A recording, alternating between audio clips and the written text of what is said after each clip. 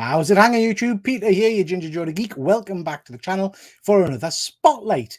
And today we're going to be talking all things Star Wars. So, cannot wait to get into it. Can't do it alone. So, as usual, I've assembled a crack team of Star Wars enthusiasts. We'll start with our good friend from across the seas, Ephraim. How are you doing, sir? Oh my God, I'm blurry. I may have to log out here for a second. But before I go any further, what is going on, Comic Book Familia? We are going to be talking about Star Wars. I don't know how many hours this is going to last, but I can't wait. 6 at least, Ephraim. 6 at least. Yeah. There you are. You're back and forth. Cool. We can see those locks swirling in the wind. How are you? Well, anyway, are you in good form? I'm doing fine. Yeah, I was like, you asked for advanced photos of Star Wars, stuff. I sent you every Star Wars. You did. Everything. Whatever ones you want. I said I'm good with it. So. So yeah, we've got lots to get through. So loads of stuff to show. Next, we've got my good friend from not far from me. We've got GP Venom. How are you doing, GP? All good. This is the way. This is all the Star Wars stuff over there. Look at all that. See it? Yeah, very good. I've got a little collection. You got a little collection. Got a Stormtrooper. Little collection. Like that. Very nice. You're a big Star Wars fan, aren't you, GP? I am. I love Star Wars. So lots to talk about tonight. So we'll get stuck in because we've got all things to go through. Next. Fresh from the weekend. He's as fresh as a daisy on tonight's stream. Is he fresh? We'll see. He's out of rehab. We've got James T. Keegan. How are you doing, James? Hello there. Hello there, dude. How are you, James? Are you well? I'm very well. A little bit ashamed. Thank you for having. Because when I woke up in the morning, I wasn't sure if I'd be allowed back on this channel. So thank you for having me. I appreciate it. No, you are. You're a little bit. You'd had a few drinks the other night, hadn't you? I'd say more than a few. I'm still hungover. Yeah. I mean, it's fine. It went past without anybody really noticing. Yeah, okay. Let's jump to the chat and see who we've got. We've got good old StreamYard as usual. Thank you for joining StreamYard. We've got Ian noticed. Oh, let's hope James is drunk again. Again? What could you possibly mean, Ian? We've got good old Fuzzy. Thank you for joining. Fuzzy, I'm liking the new icon. Yeah, very nice. I'm liking the new icon. Very cool. Nice. We've got 6th Scale Padawan. Thank you very much for joining. And good old Chris Bell. Thank you very much for joining, Chris. We've got Pinch Punch. Thank you very much for joining. And we've got Ian saying, damn it, he's not. I see the viewer numbers going down. As the viewer numbers drop when you're not drunk, James. That's the issue. Okay, guys. So we're here to talk Star Wars. And we've got my bud Dave. Nice to see you, mate. May the force be with you. I don't underestimate the power of Disney. Yeah, he's not a fan of Disney since he took Star Wars on. Anyway, moving on. We've got lots to get through, so lots to focus on. As usual, we're going to do what we usually do in Spotlight. We'll talk a little bit about the history. Now, I'm going to rely very heavily on my 3 colleagues here because whilst I enjoy Star Wars, I'm not a massive nerd. I don't know it inside out. James Sober, madness. Have a bad feeling. That's good, Matthew. I see what you did there. So you guys are going to have to help me out. But we're going to cover a little bit of the history. We're going to talk about the media side of things, a bit about merchandise, and a bit about recommended reads. So tons of stuff to get through. And I'd like lots of chat involvement as well tonight, guys. So please chip in whenever we're kind of going through the slides of your favorite bits and bobs. So we'll start with a bit of. Actually, I looked at you, James. Is that you? Just a younger James. I look more like he looks. A younger James. How much younger can he get? So we'll start off touching on some Star Wars history. I think we all know this inside out. Good old George Lucas, the father of Star Wars, there. First pushed his first movie out in 1977, I believe. It was obviously Star Wars: A New Hope.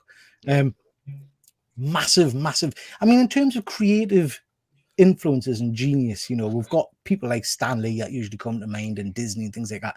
Would you put George Lucas up there as one of those kind of creative masters? Definitely. Yeah. To start off a world building thing like that, then but like it took a lot of people to expand that universe. Yeah. Such as being George by himself. But obviously for initializing the idea and putting out this whole planetary system for people to work off is absolute genius. Yeah, absolutely. He's a visionary, you know. Yeah. And it's really amazing. Like Star Wars, I think, is the most in-depth universe in all of fiction. Yeah. And he had a lot of that made like when he made that first movie, which is very impressive. So yeah. Credit to him. A new thing now, Dave Filoni keeps going back to George Lucas to make sure he's getting it right. Yeah, that's the guy with the hat, isn't it? Yes, that's the guy with the hat. Yeah. And Fuzzy's saying, and he's correct, nobody does anything by themselves. You're right, Fuzzy, you've got a lot of support. Very true. And of course, you know, just to make sure we establish where I stand at the very start, there would be no Star Wars, obviously, without Star Trek, would there? So when, you know, Fuzzy's saying nobody does anything by themselves, George Lucas really copied off Gene Roddenberry, didn't he? No, I don't think so. No. I think he's copying off of like Flash Gordon from the 1950s. I think that's more so what he took inspiration from. And then like Akira Kurosawa, samurai movies, big influence there as well, westerns. Yeah, begs to differ. But then obviously he's created this universe that's gone kind of on for years and years and years and scoped multiple movies, multiple TV series, toys, books, everything you can imagine. It just seems to be non-stop. And it's created, I think, some of the most iconic characters in pop culture. And there's a few of them on screen there, obviously not all of them. But some phenomenal characters. So I guess that's where I wanted to start with. And we'll start with you, Efren. Out of all of the Star Wars characters, if you can only have one, who do you think is the best or the most iconic Star Wars character for you? Oh, and you can't repeat, by the way. So if Efren says your favorite guys, tough, you can't have them. Geez. Can you go to somebody else first? I'm still thinking about it. Yeah, let me go first. James goes first. It's Darth Vader. It's I think one of the greatest villains in all of fiction, like easily top three. Just amazing presence. Like there is no other character like him. I think like the kind of atmosphere goes cold whenever he's on screen, and like regardless of what you think of how Disney has handled Star Wars, their treatment of Darth Vader has been impeccable. And that's kind of consistent across all mediums, I think, as well. Okay. I think there's no denying that. I think we talked on last night's show, the Saturday show, I think it was, about kind of recognition of superhero characters and that everybody knows who Batman is and Superman is. And I think if you were to ask most people, name a sci-fi villain or a movie villain, Vader would be up there at the top, wouldn't it? Most people know who Vader is. Okay, JP, you can't have Vader. Who are you going with? Oh God, it would have to be Yoda. Yoda, yeah. He's really iconic. He's a brilliant character. He's been through the sequels and the original trilogy. So, and again, a little puppet, isn't he? So back in the day, a little puppet. And I'm a big fan. But I'm a big fan of special effects in terms of visual, proper puppetry and things like that. Although I would say, mind, and again, I'll be unpopular here, I would say in more recent days, it does really look. I think you got away with it back in the 70s a little bit. Oh, definitely. Whereas when you see it now on some programs like Mandalorian at times, I do think, looks. It depends on what it's doing. Like, I think in the Last Jedi, wobbling along. Do you know what I mean? It's like, in the Last Jedi, it looked a little off as well. I felt. Yeah. I mean, we've got some interesting comments coming. Your pinch punch. The Emperor did nothing wrong. Yeah, no. There's an actual theory out there. There's always one of them. The theory is the Empire was doing right by the whole universe. Trying to bring a bit of order. Yeah. Tell that to the slaves. Yeah. Well. One way out. Efren, what about you? I'll just say that was the theory. So my favorite character, when I used to go to Comic-Con, I used to see big posters of her all the time, and I never seen the Clone Wars, but I just never got into the Clone Wars until after the series came out and Star Wars Rebels. I see this tall poster of this one female character. I'm going, who is that? And once I started watching Clone Wars and Star Wars Rebels, I mean, I just fell in love with Ahsoka Tano. I just love this character so much. Just her progression from a Padawan into like a leader. And I think she would have been one of the most powerful Jedis around if they hadn't kicked her out for, reasons. If you've watched the Clone Wars, you understand why. But every time I see this character, I mean, she could head on battle Darth Vader, and she wasn't afraid to do it. You know, I thought she was and I love this character. I'm glad they're making a live action TV series about her with Rosario Dawson. You know, yeah, hyper for the to TV the point where if I had to get one Star Wars tattoo, it would be of her. Really? Yep, that's how much I like Have you that. got any? Have you got any tattoos, Efren? I got one here Do with it. my daughter's name, and that's it. That doesn't say "dang it." No. So Dang it. all over your chest. That'll look cool, Efren. Yeah. I think you should get "dang it" written across your chest. Yeah. That'd be great. I've recently been watching Clone Wars, and even just today, like there was an episode that kind of focused on her, and I was like, I love this character. Like she's so cool, and yeah, it's amazing to see that U-turn of like a despised addition to Star Wars to now one of the most popular characters in the whole thing. Yeah. It's really amazing to see. I have to say, I mean, we've talked lots of times about Mandalorian, my disappointment with the last season. I'm pumped for Ahsoka. I'm looking forward to seeing that, and I don't know why, because I don't know much about the character. The trailer really hit us. I thought it looked superb. So yeah, I am looking forward to that. I think Fuzzy's got a great point here, guys, in terms of characters. Forget a character, it's got to be lightsabers. Still unmatched for weaponry in cinema. Yeah. Absolutely. There's something so unique and I was going to say sexy. The noise, the superb. Or even just the weapons in Star Wars overall, like the blasters and thermal detonators. Like it has such an aesthetic to it. It's incredible. Did I tell you when I went to Florida? Just a side note, when I went to Florida, Efren, you might have seen these, but if you go into what you call it, Falcon's Land, the Star Wars land, you get Coke, Sprite, and Fanta, soft drinks, but as thermal detonators. So that instead of a bottle, it's a thermal detonator. That's really cool. Galaxy's Edge, my dream to go. Galaxy's Edge, that's it. Sorry, Galaxy's Edge. Hopefully we see Yoda in the future when High Republic hits the big screen. Yeah, that will be very cool. Very cool. Han Solo, brilliant character. Yeah. And I don't think anybody else could have played that character in the same way. Do you know what I mean? I think Harrison Ford has just got this kind of suave, kind of arrogant. Do you know what I mean? He's there's nobody like him. 100%. No. There's no other actor in the world that has that kind of charisma that he had at the time. And some of the actors that auditioned for it, I think there's a screen test you can see of Al Pacino doing it. Really? Yeah. It's like maybe in its own way it would have been good, but Harrison Ford just Harrison Ford had a small role in American Graffiti, and George Lucas. I'm sure he had he had him in thought when he was for Han Solo. He was a carpenter. Yeah, he was a carpenter. Yeah. Ian saying the Millennium Falcon. Yeah, an iconic ship. Absolutely iconic. And Big Dave, John Williams soundtracks. Actually, do you know what? That's a really good point, Dave. I haven't got a slide for soundtracks, but yeah, John Williams' music is just iconic. Absolutely iconic. George Lucas said Roscoe. The only thing in the original movies he was happy with at the time was the music. That was the only thing he felt like you could not improve on.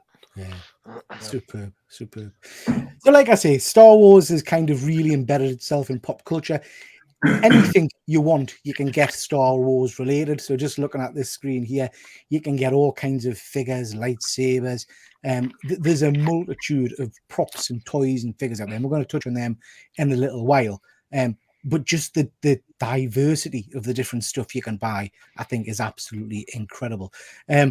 The Han Solo and Carbonite, you can get kind of like a door topper, and I would love one of them. You just kind of stick it to your door, and it looks like that. Oh, that's awesome! Yeah. So one of my customers at work has got the Han Solo head on his shed. Yeah, the Carbonite one. Yeah. It's just his face on his shed. It looks really cool. I'll have to take a photo of it. I'll pass it next time. Roscoe, I haven't yet, mate, but I'm going to have a quick try if I can after this show, depending on how many days we'll go on. Remind Roscoe in the chat. So Roscoe is doing an art show later on tonight, Between the Lines, and you've got to send in. Is it? I can't remember what it is. It's Star Wars / Simpsons or something. Remind me what it is, Roscoe, in the comments, and people can send it in if they want to take part. So yeah, all kinds of toys, figures, props, and all that kind of jazz. Any of you guys got any lightsabers? Because I've got a battling lightsaber, and I bought one for me and my son Thomas, and it's great fun. James, you got a lightsaber? I don't have like a Force Effects one, but I have like the one I got at the time when Revenge of the Sith came out. I have an Obi-Wan and I have an Obi-Wan one, and then I have an Anakin one that changes between red and blue, but I don't think the battery works anymore, so it's just like a clear plastic thing. But the Obi-Wan one looks decent. Like. I thought he was going to say one of them ones where you can like that and it flicks out. Flicks out. Yeah. Roscoe's just saying any character made in the Mario Brothers style. So if you want to do some artwork after this show, send it into what do you call them? Geek Out Roscoe? No, TM Nerdy. TM Nerdy. Send it into TM Nerdy, yeah. And get that in as soon as you can. Fuzzy's just saying you can get a Teenage Mutant Ninja Turtles Carbonite where they're stuck in a pizza. I've seen that, yeah. I would love that. I've seen that, yeah. It looks really cool. So yeah, the other thing about Star Wars, I think, and there's no denying it, is that it's got an incredible fan base. It's really embedded itself in in the planet's really kind of geeky culture, and to the point where there's huge conventions. Obviously, there's all the celebration events and there's all the mini cons. Efren, I know you've been. Have you been to 3, Efren? How many celebration events have you been to? 2 or 3. Yeah. 2 or 3. Yeah. And obviously, myself and James and some of the guys went to one last year. And I think this is the thing that I kind of wanted to point out, that it kind of, I mean, these people on screen, we don't really know them, James, do we? We know Ben and Simon, obviously, but we didn't know these people before Celebration. And because of Star Wars, I guess you'd say, and, you know, pop culture in general, we kind of made friends. So I think that's one of the great things that Star Wars does. It brings people together and kind of creates that community, if you know what I mean. Would you agree with that, James? Absolutely. Yeah, it's so it's something that really struck a chord with a lot of people. Like in a way that had never been seen before at the time, and I think still to this day, you know, there is no more intense fan base than Star Wars. Yeah, absolutely. The first time I went to Star Wars Celebration, I had never gone before, which was about the first one in Anaheim. God, it's been over 7 years now. I was thinking to myself, God, 4 days of Star Wars, just Star Wars, nothing else. I don't know, man, but I had such a blast. Yeah. I mean, just the energy from the crowd there. I was like, wow, man, 4 days was worth it. And I find, you know, I find it quite strange, the whole convention experience for those that haven't been to a convention before, because I mean, I went and watched I can see that feeling. Yeah. I went to the panel with James, and we saw the Ahsoka trailer, and I'm like, I say, I don't know the character and all the rest of it, but the emotion and the feeling in the room was palpable. Do you know what I mean? I could feel myself getting quite. I cried. You know, yeah, you cried. You cried. Really? I don't actually cry at everything. You know? Yeah. You were crying like a baby. There was snot all over. No, it's you know, I felt a very emotional thing to be there for something so big, you know, especially like Thrawn was the kind of reveal, and Thrawn is, like, after Vader, probably my favorite Star Wars character. So to be there for that reveal was, I mean, like, I'll never forget special, it. Wasn't it? Yeah, like I said, just the feeling in the room was incredible. Quick question about Ahsoka: does the series that's coming up, does it take place after Star Wars Rebels? So, do you know the final scene of Rebels where you see Ahsoka and Sabine? Yes. I think that happens during the show, I think. Okay. So, what we've seen is led up to that moment, and they'll explain what is happening there. All right, cool. So, like I say, Star Wars has become kind of part of the culture, so much so now that I think most people know about the whole May the 4th kind of thing, and it becomes quite a big thing in the geeky calendar. And there's not many things that have kind of claimed a day, I guess you would say. So that's quite impressive. In terms of success, in terms of brass tacks and money, if we look at the biggest franchises of all time, where do you think Star Wars sits on that kind of list of, in terms of gross money coming in? Oh God, it's got to be right up there. I think it's second. Is it after Marvel? Because Marvel's sort of grouped together, isn't it? Like all MC and the others. Maybe third. It's in the top 4, I would say, definitely. At least. Efren, what do you think? Yeah, I agree. I think it has to be in the top 2, you know. Now, is it just movies, or are you counting merchandise as well? No, it's franchises. So any money pulled in from a franchise. See, you could, like, you know, Mario, quite a lot in Japan from that. Pokemon's number 1, I think. So Pokemon number 1. Yeah. Worth 76.4 billion. And Mickey Mouse and Friends, 52 billion. Star Wars, ranks in at 51 billion, third on the top spot. Marvel, actually, I think it was, I've cut a few of them out, but it's about 6th or 7th, comes Really? underneath Harry Potter.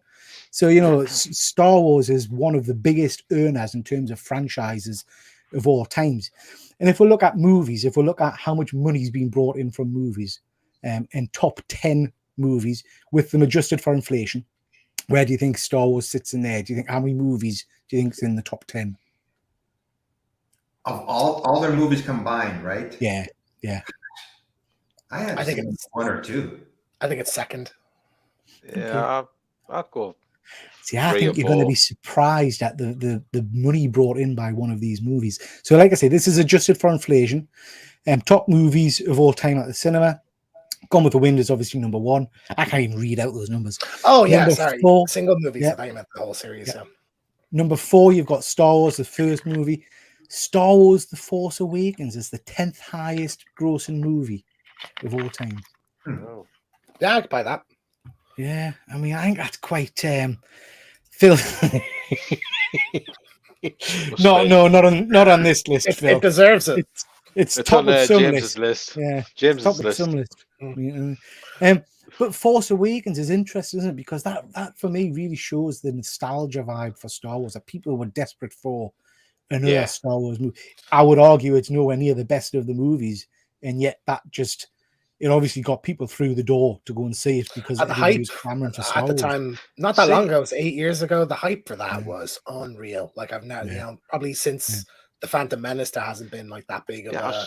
I was just going to say, I'm surprised the Phantom Menace isn't in the top 10. Yeah, Phantom Menace only made like 1.2 or something. They were disappointed at Really? the time. They were hoping it would top Avatar. Or not Avatar, Titanic. Yeah. Where's Return of the Jedi? I mean, The Empire Strikes Back. I thought that would be up there. Yeah. Fuzzy's right. The adjusted for inflation does make a bit of a difference. But yeah, I just think it's an interesting little comparison. Gone with the Wind, still number 1. It's funny that like everyone in the world must have seen that movie at the Yeah. time. Like you would think how many less cinemas there were and how Yeah. crazy. Just in case you're wondering, I wasn't around when Gone with the Wind came out, so don't ask Well, you know. I wouldn't dare insult you. Okay, guys. So that's just a little bit about the history of Star Wars. Have I missed anything you want to mention? Is there anything you want to talk about before we move on to the movies themselves? No, I think that's covered quite well, people. Okay, right. So now we're getting to the juicy stuff. We'll look at the media. And we're going to do it by trilogies, guys. So obviously the first trilogy starting in 77, probably, I think, one of the most beloved trilogies of all time. And it started off with Star Wars. Obviously, back then, I don't think it was called A New Hope, was it? That kind of, that subtitle came in later on. And then we'll have Empire Strikes Back, arguably, I would say, one of the best sequels of all time. And then we've got Return of the Jedi. So a pretty perfect trilogy. I didn't see these at the cinema because obviously 77 was the year I was born, but I did see them when they were re-released a few years later. I don't know if you remember, before the next trilogy came out, they put all of these back in the movies with some special editions. That's what I want to say about the pictures. Yeah.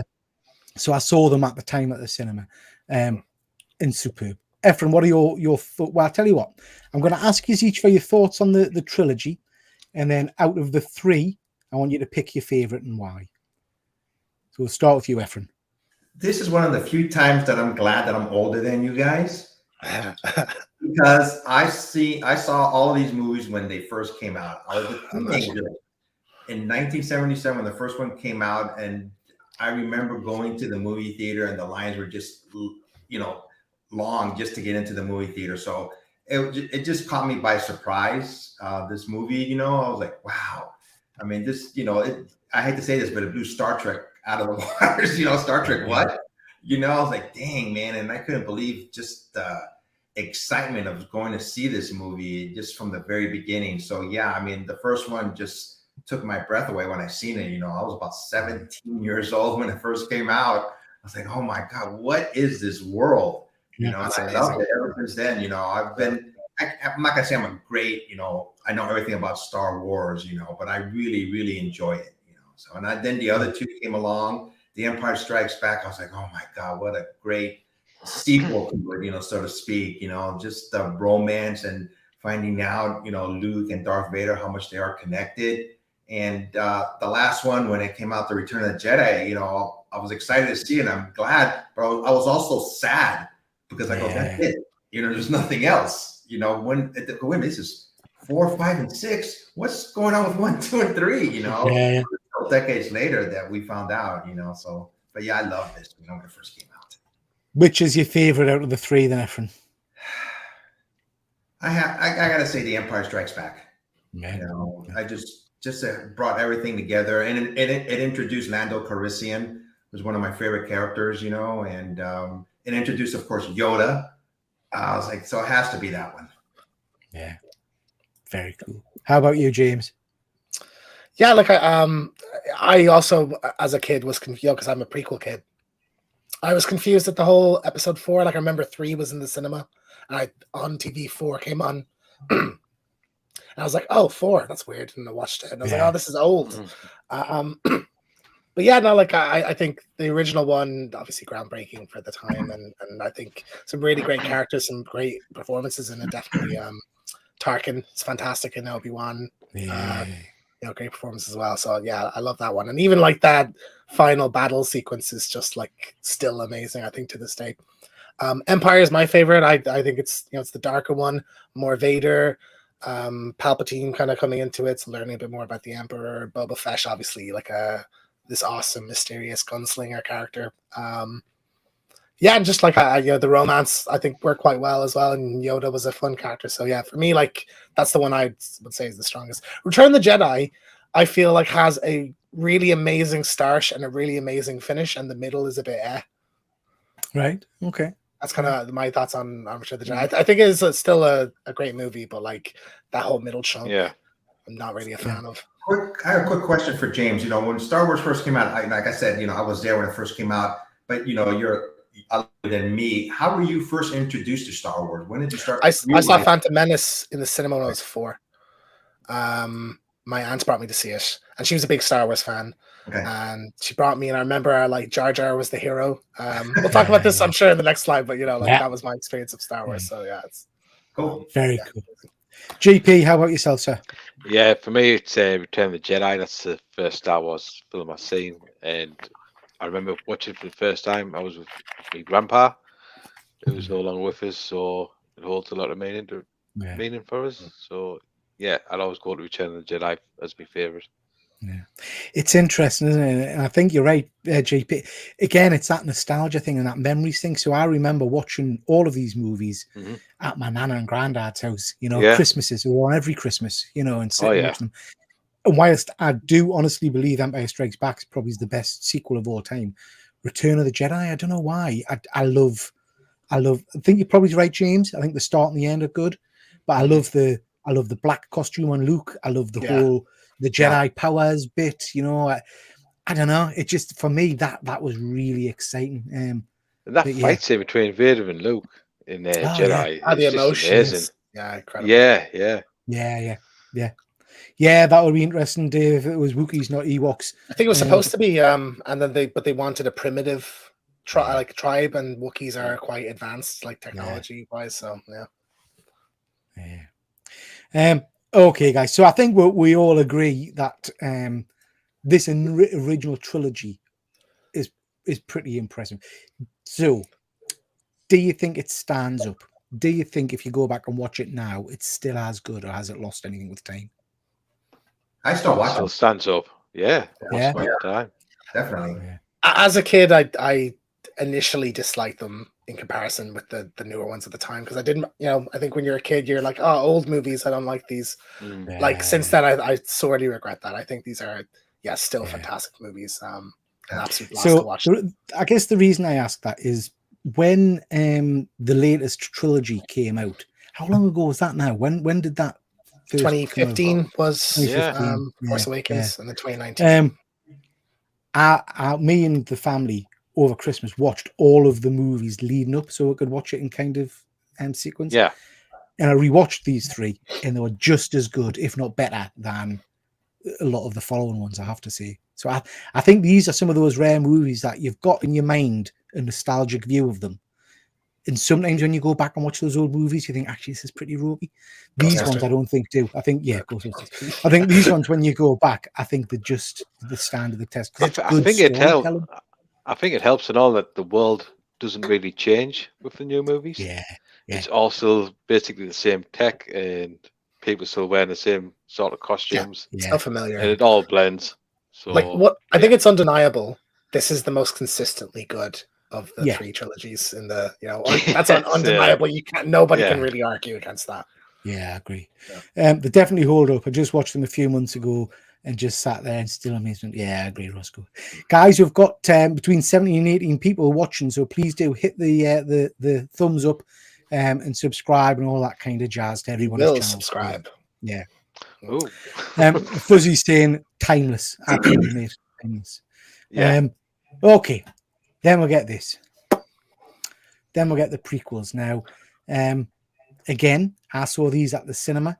They get a lot of jip, mind. A lot of people are quite negative about them, but I have to say, I like them. It's perhaps a deviation for some people to what they were expecting, but overall, I think these are pretty solid still. There's some very, very ropey acting in them, shall we say, and some interesting decisions with characters. I know some of our colleagues have got big love for Jar Jar Binks. Yeah, I have to say he detracted from the movie for me. But overall, I think this is a pretty solid trilogy. We'll start with you this time, JP. What do you think of these ones, mate? Yeah, I enjoyed them. I went to the pictures to see them as a Star Wars fan. I was just happy that they brought it back to episode 1, so we could see the build up. Because I think all you had for references then was just the Dark Horse comics. Yeah. And obviously the books, if you could get hold of them. But yeah, it was brilliant seeing the world back on the big screen. Like I say, I enjoyed all 3 of them. I'll still go back and watch them now. Any scenes that stand out? Anything in particular you enjoyed? Oh God, it's got to be the Obi-Wan Anakin fight on Mustafar. That was brilliant. Yeah. Just the amount of time they must have put into training to do that speaks for itself. And you see how fast they go. The behind the scenes, it's incredible. Yeah, I've seen a couple of it. Yeah. And so, I think, Fuzzy's just mentioned something in the comments there, and I'm just going to pick on that because we'd seen lightsaber fights, hadn't we, in the previous trilogy, and not detracting for them because I still love them, but they were a little bit stiff, if you know what I mean. The fighting style was quite stiff. And then we got episode 1 and we got Darth Maul and we got that amazing fight at the end. And then the ignition of his second blade on his saber, which we'd never seen before. That was like, it was, I don't know, that for me was really big memories, if you know what I mean. Yeah. That's the stuff I remember straight at the away. time, yeah, absolutely. How about you then, James? What are your thoughts on this trilogy? I love them, like, just with all my heart. Phantom Menace, like I saw Phantom Menace at the cinema I was 4, my aunt brought me. And I know, like, young Anakin and Jar Jar are the 2 most maligned things in those movies. Those are the 2 things I like the most. Because I saw myself in Anakin, and Jar Jar was the comic relief that I laughed at the whoopsie day, You were 4 though. To be fair. Yeah, but that I like, here we are, 4 grown men talking about stuff. But these are, as George Lucas says, these are are made for kids, or for kids to be able to enjoy as well. Yeah, definitely. So yeah, I completely understand that. Like Darth Maul and Jar Jar, I had those 2 action figures fighting. Like, he was the hero for me. But I remember it so clearly. I hadn't really seen anything like it at that time. And I think it is, like, absolutely groundbreaking as a film, like, in terms of special effects and CG characters and actors working against nothing in a way, and I think there's some great performance, like Hugh McGregor, perfect casting. That end fight is still one of the best sequences in the entire series, with Duel of the Fates. But also just heartbreaking, isn't it? Because I mean, I'm trying to remember back to seeing it live without spoilers and stuff.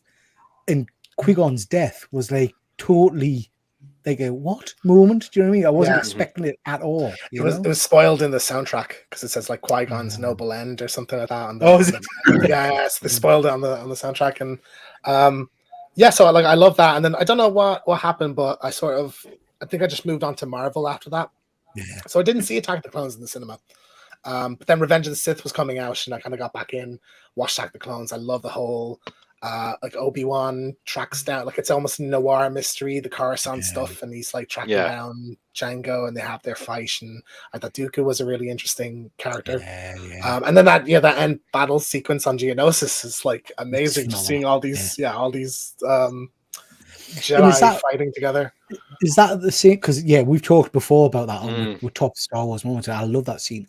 But is that also at the same time when we get Yoda versus Dooku? And he Yoda, Yoda. He turns from the little old man to all of a sudden he's bouncing all over and stuff. Yeah, exactly. Yeah. So that was awesome to see as well. And then Revenge of the Sith is my favorite, I think, in the entire saga. My favorite of the main Skywalker saga. I just think it bridges the two trilogies amazingly. I really think like a lot of the stuff that were issues in the last two kind of fade away in this one. Like everything kind of clicks together a bit better. Like the dynamic between some of the characters, a lot of the performances, the direction, even. It's just a thrill ride from start to finish. Like that opening kind of shot with the two starfighters above Coruscant, and then the rescuing Palpatine and the fight with Dooku, and then it leads into Grievous, and just an absolute blast of a movie. Yeah, tremendous, James. Before I move on to Efren, I just want to quickly jump into the comments because there's been loads of interesting stuff here, guys. Thank you very much for everybody for throwing in your comments and your thoughts. It's really appreciated. Order 66, Fuzzy, and we've seen that kind of. I love that we keep seeing that from different angles and different shows. Yeah, absolutely. I think that's fantastic. Now, Dave mentioned here, very sad what happens to the young Anakin guy as an actor. Was it Jake Lloyd? Is that Jake Lloyd? Yeah.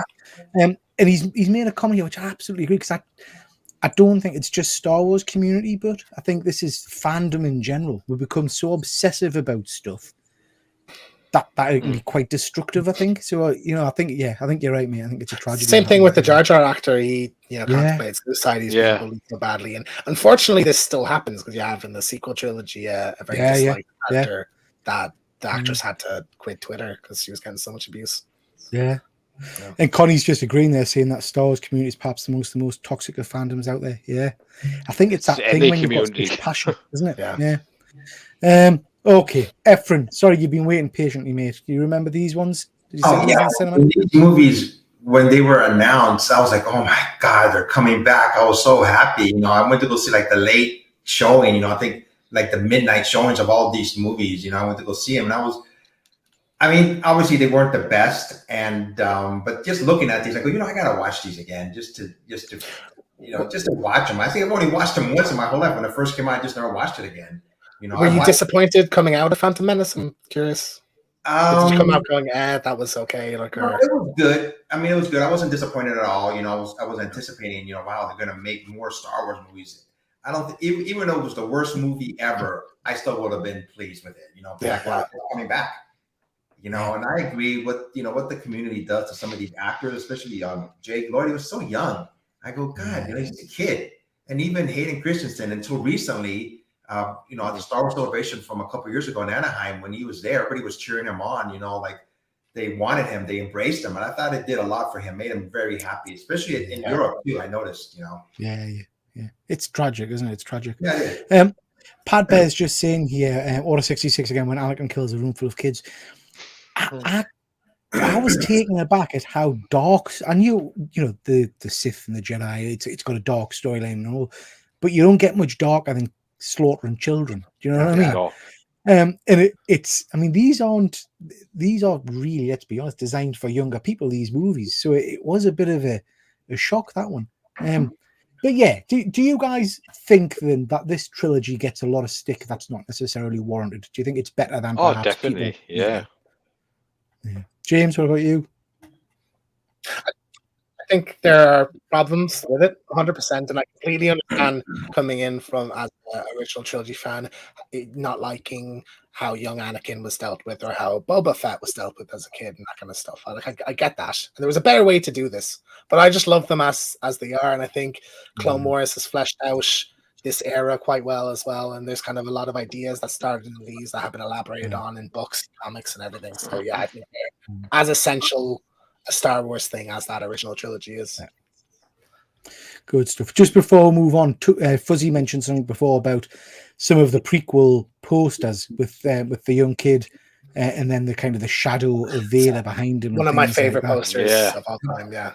But I think Star Wars in general is been really well served by some of its stunning artwork and posters. They really do have some phenomenal kind of, posters. So yeah, very, very cool. Oh, okay. So then we get the latest batch of movies, which has been, let's be honest, a mixed bag. I thoroughly enjoyed Force Awakens. Yes, it was basically A New Hope, but I did thoroughly enjoy Force Awakens, and then it went downhill rapidly. I think Last Jedi for me was trash. Rise of Skywalkers was okay. But I don't think I got the trilogy I'd been hoping for in this trilogy. Yeah. So I'm interested. I don't think any of us did.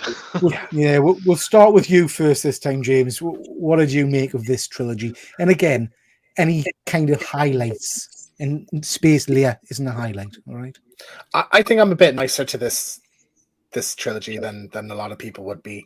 I loved The Force Awakens when it came out. Initially, it's only really after getting some separation from it that you kind of look back and say, oh, that wasn't great or this wasn't great. And Last Jedi I hated at the time. Just how it portrayed Luke, and I thought a lot of the sequences didn't make sense. There was this weird like casino thing that I felt like was just too close to real life. But there was some cool stuff in it. And then I feel like with the Rise of Skywalker, it was just undoing everything The Last Jedi did, whereas I feel like it would have been better to have just committed to those things. So it felt a bit more consistent. But I think there's some really great characters in here, some really amazing performances again. So like you could pluck 10 like phenomenal sequences out of each movie here as well. So yeah, I think what we wanted was Han and Luke and Leia and Chewie back together again for one last adventure, and then move on to the new cast. And they didn't give us that because they killed someone each movie. And I think that's sort of the missed opportunity. It's a big missed opportunity, it feels, but it's still Star Wars. I still love it, all the same. And I'll watch these movies as much as I'll watch the others as well. I think Connie's right there. She's saying The Last Jedi was a beautiful movie. There was some very good scenes in that. It just didn't gel as a Star Wars movie. That end scene with Luke on that, I don't know what the planet is, but where the red kind of sand is coming up. Yeah. Kreisha. Yeah, his final battle was quite impressive. I don't know, it just didn't... I felt a bit like, how I've described before when I watch a Transformers movie and I'm upset at the portrayal of Prime. I felt the same watching this in terms of Luke. Do you know what I mean? It just wasn't the Luke I remembered and wanted. I do feel like, because I went to, when Rise of Skywalker came out, I went to a triple bill. So we showed Force Awakens and The Last Jedi and then that final movie. And when The Last Jedi was finished, I was like, I quite enjoyed that. So I think sort of the opposite of Force Awakens, where the more separation you get from that, I kind of look back more fondly on it. And I at least appreciate that it took risks, which is what you have to do, because if you're just rehashing other movies or you're just doing what everybody wants, just doing fan service, you get kind of at the end of it, Yeah, it's an interesting one. Ephraim, will come to you next, mate. What do you think of this trilogy? So when they announced that they were coming back with more Star Wars, I had that same excitement when, oh my God, I can't wait for these movies to come out. It just brought me back to my youth. After I've seen all three movies now, and I can go back and dissect them. James said it right to the point. I don't know what they were thinking, but Han, Luke, and Leia, how could you not put them, and Chewbacca, how can you not put them together in a scene? I mean, why? Who thought of that? I mean, when they were directing and producing this movie, should we put them together? Did it ever, occur to them? Maybe this is what the fans want, and they didn't give that to us, which is very sad. The Last Jedi, it's just the way Luke died. I'm like, I even swear it. I don't swear, so I just say, what the frack. Did you give it a very stern dang it, Ephraim? Yeah, man. I was like, they threw a gosh in there as well. Gosh, dang it. How could they do that to him? This is an iconic figure, and the way he died, like sitting on a rock. I was like, come on. And even the fact like Mark Hamill hated. Yeah. Mark Hamill hated what they did with him, which is sort of tragic when he's obviously held that character in his heart for so long. But I find that really interesting. So I find that really interesting that Mark Hamill didn't. I mean, he's a massive in terms of Star Wars. There's no one bigger than Mark Hamill, really. if he didn't like it, if he thought this was shit, why didn't he just say, "I'm out"? I don't necessarily need the money. Everyone would have been angry at him, though. Sure, like imagine if Harrison Ford said, "I don't want to do it. I'm not coming back." People be pissed at him. Put up a fight. I'm not sure if he did or if he did not. I mean, I would have said, "Dang, man, this is not the way it should end, guys. Time out. Let's think this through." But I must say, two of the best scenes of this whole series, the trilogy, were the last movie when Lando Calrissian came out. That, and when she was about dead, and then you hear all the voices of the past Jedis telling her to get up and fight. Those were the best scenes for me. I mean, I really love that scene. I think my favorite scene, and it's horrible, but my favorite scene was the death of Han Solo. I thought it was so emotional and unexpected, you know. Yeah, I just thought it was really nicely done in some regards. GP, thoughts? Yeah, enjoyed Force Awakening. I can't remember much of the last two. I've only watched them once. Yeah, since they've been released. But Force Awakening was, I think that's the first time they broke like the Legends canon in Star Wars. Right. From like when the Dark Horse comment, like there was a comment before about Luke and Leia's children, that like boy and a girl. I think they were twins, if our memory serves us right. And then we've got Ben instead. Swole Kylo Ren. Yeah. So I think that's the first time they broke like the Legends canon and started doing their own. So I was a bit disappointed with, because the stuff they did back in the comics was absolutely brilliant. Yeah. Okay. Just going to quickly jump to the chat here, guys, because again, I apologize. I keep putting the comments up. We've got loads of comments coming. This is great, guys. Thank you very much. Pat Bear, Rogue One, awesome. Yeah, we're going to touch on that in a minute, mate. What the frack? Efren's gone loco. Efren, nice to see you. Sorry that I swore. The Rise of Skywalker, very poor. The original planned movies looked so different and better. Am I right in saying, James, I'll probably come to you because you're my Star Wars guru. This series, unlike the other trilogies, they threw away kind of having a story that overarched them all. They just said to the directors, crack on and do what you want. And that's why we had such differences between the movies. Is that right? Pretty much. So J.J. Abrams is, there's kind of a meme of his whole storytelling thing. It's the mystery box, set up a mystery, but you don't have an answer for it, and you do it later. So like Rey's parents, for example, he just set that up as a mystery. He set up who Snoke is as a mystery, and then Rian Johnson said, no, fuck all that. We'll just get rid of that. And then Rise of Skywalker is J.J. Abrams again. No, I don't like that you did that, so let's do this instead. But like even like Rise of Skywalker was going to be called Duel of the Fates, and it was Colin Trevorrow who did Jurassic World, and there's a whole, like, you can read the whole treatment of what it was going to be, and it sounded quite interesting. Like Kylo Ren was going to stay a villain, which I think maybe considering his arc in The Last Jedi would have been a better route to go. So yeah, like it's just inconsistent. Like there was no through line. I think when you do one of these, you need to have a vision from start to finish and not just make it up as you go. Yeah, you've got to have some flexibility, but there needs to be a thread of a story throughout all three, doesn't there? Exactly, yeah. I think you need one director. J.J. Abrams was too busy, I guess, to do the middle one. I was like, come on, dude. You did the first one, finish it. Do all three.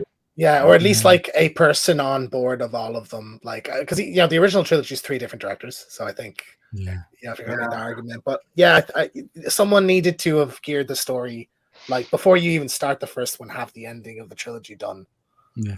And I'm not sure if George Lucas I think George Lucas should have been there, at least some as a voice, but obviously they didn't want him, I guess, but I think he should have been there.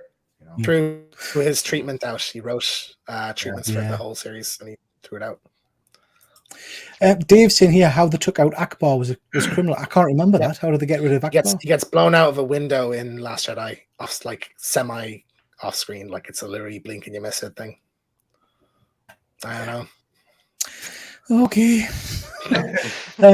Fuzzy's just saying J.J. Abrams doesn't do it for me either. Films are very average, I find. What other movies has J.J. done? He did the first Star Trek movie, sorry. Which I love. I think that's great. I Super 8. He did Lost too, the series, didn't he? Wasn't that him? Oh, Christ, I lost. Oh, move on. Alias. Alias, yeah. And then we get a few kind of additional movies there. We'll get the Ewok Adventures, Caravan of Courage, and Battle of Endor. I've seen both of them years and years and years ago, but I couldn't tell you anything about them other than it had Ewoks in it. And then we get, I want to mention Solo first. I think Solo gets a lot of grief. I thoroughly enjoyed Solo. I didn't think it was a bad movie at all. I don't understand all the hate for it, if I'm being honest.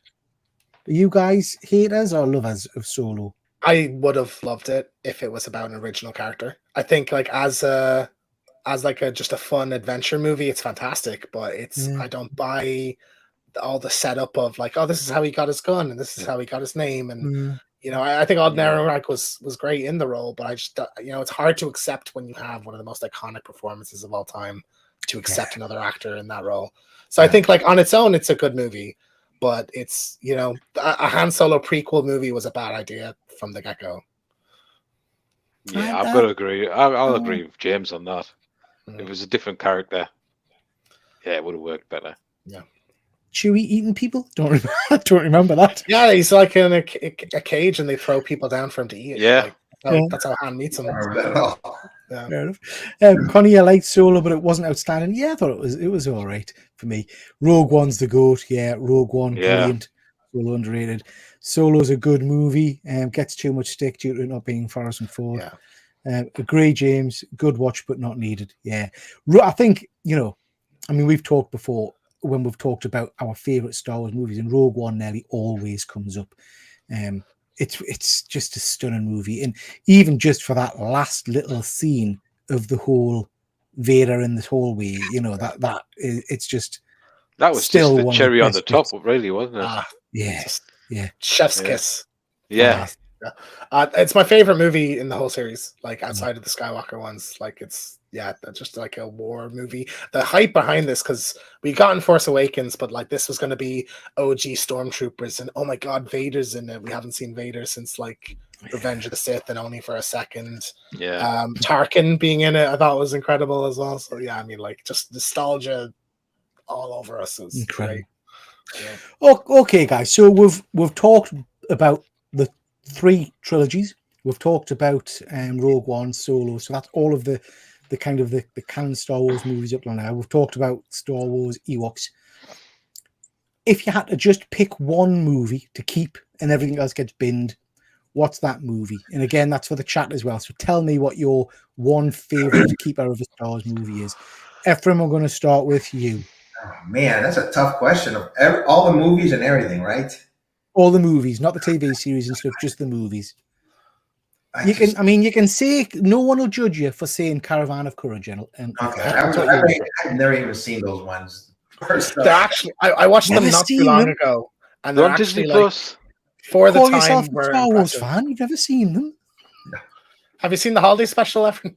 No. Oh, good God. No, didn't watch it at the time. No. No. Right. So, how are they, Ephraim? Which one are you keeping? And for the chat as well, which one are you keeping? The reason I'm picking this one because it wasn't the first movie that came out, but technically it was the first one, and that's Rogue One. Star Wars, because that led to everything. So that's how they connected everything. And I love this movie, just the acting portrayal, everyone there, and of course the ending scenes. I went, oh my god, this is like such a good movie because it takes off directly into Star Wars. Yeah. And that's why I picked. I just really, really enjoyed Rogue One. If I could only watch one more Star Wars movie, it would be Rogue One. Good pick. James, am I allowed to have Rogue One as well? Yep. I'll take Rogue One.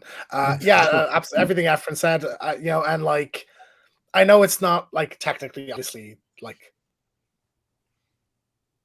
Nope. It's the sequel, self-contained. All the characters die in it and everything. So, yeah, go for Rogue One. Okay, we lost you a bit there, James, but you're back. You said Rogue One, yeah? Oh, sorry. Okay. Yeah, Rogue One, because everyone dies. Yeah.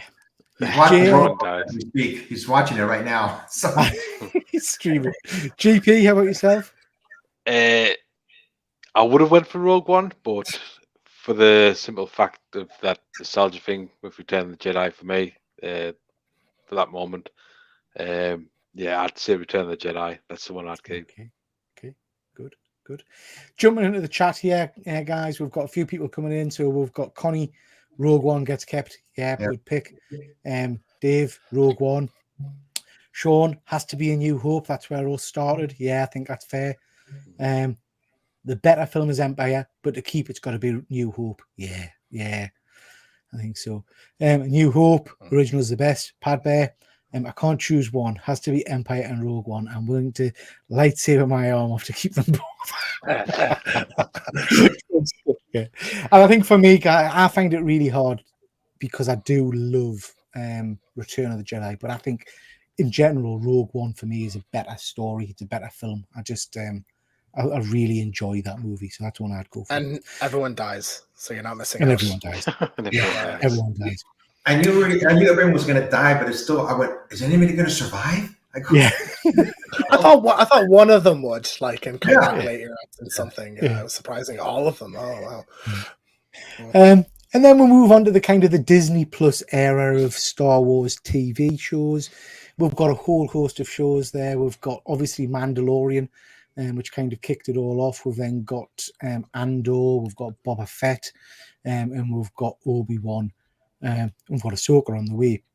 I don't want to go into massive detail on these guys, but I think we've had some very good TV in Andor, and then we've had and Mandalorian season 1 and 2 probably, and then we've had some ropey TV, Boba Fett, which so I think it's been a bit of a mixed bag. So we'll start with you, JP. How are you finding the Disney Plus shows? Is it giving you hope? Or? I enjoy them overall. You say Boba Fett, but me and Claire enjoyed it just for what it was. Shit. Yeah. It's just after Sunday lunch, something to put on. Obi-Wan I really enjoyed. Haven't watched Andor yet. I still need to get around to watch that. Do it, man. At all. But Mandalorian season 1 and 2, definitely brilliant. Yeah. Okay, good. So how about you, James? I think they've been slightly fairly inconsistent, I think, quality wise. But even at its worst, there's still a lot of stuff I value in them. Yeah. So like Book of Boba Fett, I think was iffy overall, but that Cad Bane, all that stuff, I absolutely adored. And I think a lot of the westerny stuff. You said that derogatory or something. I was very pleased. Similar with Obi-Wan, the Vader stuff I thought was fantastic, and Hugh McGregor himself. Mandalorian first 2 seasons impeccable, I think, really well handled. And the last one strayed a bit, and Andor is just another level, I think, quality wise. Not just a great Star Wars thing, but a great show, even segmented from that. Okay. How about you, Efren? The reason I picked these two, first and second, first one is Obi-Wan, because I like going back in history, in Star Wars history, and finding out what happened to these characters after they were done with their movies, and showing the beginning of Obi-Wan, how he was in Tatooine, watching over Luke and meeting a young Leia, and him, he wasn't as powerful as he once was, but he built up, I don't know what his inner strength to battle Darth Vader, and just prove. I think he would have kicked Darth Vader's ass, but I think he was stronger than him. But he was more level-headed than Darth Vader. Darth Vader was a lot of emotion. And at the end of the fight scene, when he proved that, and I did like that last scene when Qui-Gon, when he came back at the very end, I went, that's pretty cool. I like that. And do you not think that was wasted, Efren? So for me, when Obi-Wan gets buried under all the stones and he's kind of at his last ebb, that's kind of when I wanted Qui-Gon to give him a bit of a pep talk. And I agree. Better. Yeah, you're right. Yeah. And also Andor, I like it for the same reason, because they show the buildup of how he turns the main character into a rebel, and it leads to Rogue One. And if it's a spoiler, I'm sorry, but they're saying that the second part of the season is going to, the last few episodes are going to be basically days before Rogue One. Because in Rogue One we meet him at the end of a mission, so it's going to be the first chunks to that mission, I'd assume. Yeah. Well, those two are my favorite. Absolutely, and I agree with those. I mean, out of all of those, I like them all for different reasons, but Andor really, really kind of hit a note with me. I mean, you guys will get sick of us saying the same things. I love some of the speeches in Andor. The sacrifice speech, I think, is just it's spine tingling. But also Obi-Wan, I'm not ashamed to say I cried at the end where, you know, the pain in Obi-Wan's face when he's facing off against Anakin and he sees Anakin's face underneath the mask and stuff. It's just superb television. And then you get Boba Fett, and then you get the mopeds on Boba Fett. So it's night and day. Do you know what I mean? And that's the joy, I guess, from Star Wars. You can get different people take different things from the different shows, I guess. Sorry, Ephraim, what were you saying, mate? I'm sorry. I should have let you finish. But when you guys were at Star Wars Celebration, the one here in Anaheim, Ewan McGregor had the longest line. His line went on forever. Him and Hayden. It was mad. Insane. Just going to jump back to the comments, guys. So Dave is saying Andor best story. Yeah, I agree, mate. It's an incredible storyline. I think that one. Fuzzy. Andor best. Was nice to see how the normal people rise up and start the rebellion. Yeah, I agree. I'm so excited to see some of the animated favorites showing up in live action. Yeah, that's going to be very cool. Andor's incredible. GP, you need to get on Andor. I know. I need some time off work. Boba is terrible, really destroyed the character and outstanding. Sadly, Mando 3 is putting the series risk. Kenobi could even be better. Yeah, I can't disagree about Boba Fett. I don't think destroyed is harsh. I think it's evolved the character. If you don't like what they've evolved into, I think that's fair because there's a bit of a disconnect between what he is and what he became. He wasn't the Boba Fett I was expecting to watch. Put it that way. He was the badass bounty hunter. Yeah, guy. That's what Din is. So we're not getting the same thing again. Yeah, I don't know. I just didn't. Nah.